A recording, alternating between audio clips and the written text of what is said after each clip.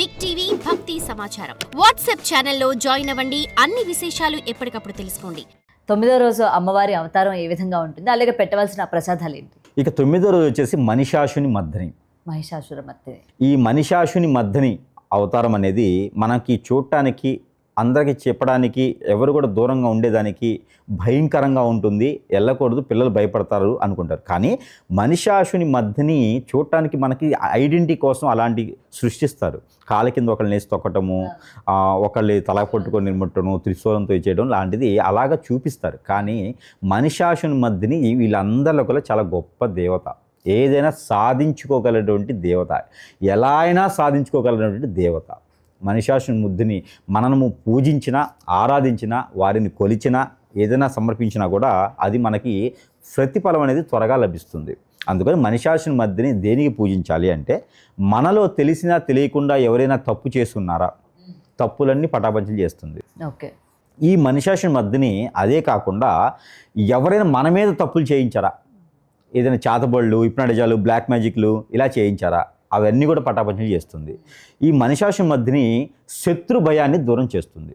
మనకు తెలియకుండా ఎవరైనా శత్రువులు ఉన్నారా, ఖచ్చితంగా దూరం చేస్తుంది. కాకపోతే ఆవిడ్ని ఆరాధించే విధానం ఏంటంటే, అమ్మ నాకు తెలియదు, నేను ఇబ్బంది పడుతున్నాను, నన్ను కాపాడాలని, ఆ ఇబ్బందికి కారణమైన వాళ్ళని ఇబ్బంది పెట్టేస్తుంది. కాబట్టి పర్టికులర్ పేరు ఊరు ఏం అవసరం వాళ్ళ ముందు, నేను ఇబ్బంది పడుతున్నాను, నాకు ఇబ్బంది పడకుండా చేయాలి మీరే అని చెప్పి వదిలే ఆమె మీద భారం వేయాలి అంతే. అంటే ఆవిడ అంత శాంత స్వరూపంగా మన కోరికల్ని తీర్చేదానికి సిద్ధంగా ఉంటుంది అనమాట ఆవిడ. అందుకని అంటే ఈ శత్రు భయాలు ఒకటే కాదు, రోగాలు, నొప్పులు, ఇలాంటివి అనారోగ్యాలు, అలాంటి ఇంట్లో వాస్తు దోషాలు కూడా తీర్చేస్తుంది. ఇల్లు కావాలన్నా, వాకిలి కావాలన్నా, ఏది కావాలన్నా కూడా అలా నిర్వర్తిస్తుంది. కోరికలు కూడా వెంటనే తీర్చేస్తుంది. అలానే మనం చదువుకున్న దానికి మనము బాధ్యతగా ఏదైతే కోరిక నెరవేర్చాలనుకుంటావో ఆ కోరిక కోరాలి, కానీ అతిగా కోరికలు కోరకూడదు.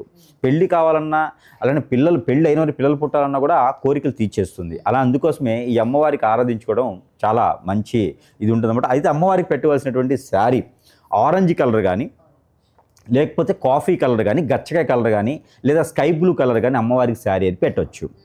ఆ నలుపు అనేది పెట్టడం అంత శ్రేష్టం కాదు. ఇంకా ఎవరైనా ఇంటి ఆచార ప్రకారంగా ఉంటే పెట్టుకోవచ్చు. Okay okay. నార్మల్ గా ఆమె అవతారానికి బ్లాక్ అన్నట్టు కొంతమంది పెడుతూ, నలుపు అనేది పెట్టకూడదు.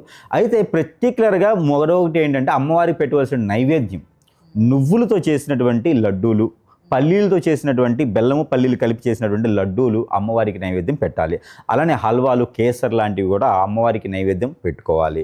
అలాంటి నైవేద్యం పెట్టుకొని ఇలా పూజించుకున్నట్టయితే కనుక ఖచ్చితంగా వారిలో చైతన్యవంతులు చేస్తుంది, ధైర్యవంతులు చేస్తుంది, వారి లోపల ఉన్నటువంటి నెగిటివిటీని కూడా తీసేస్తుంది, పటాపంచలు చేస్తుంది. For more videos like this, subscribe Big TV channel.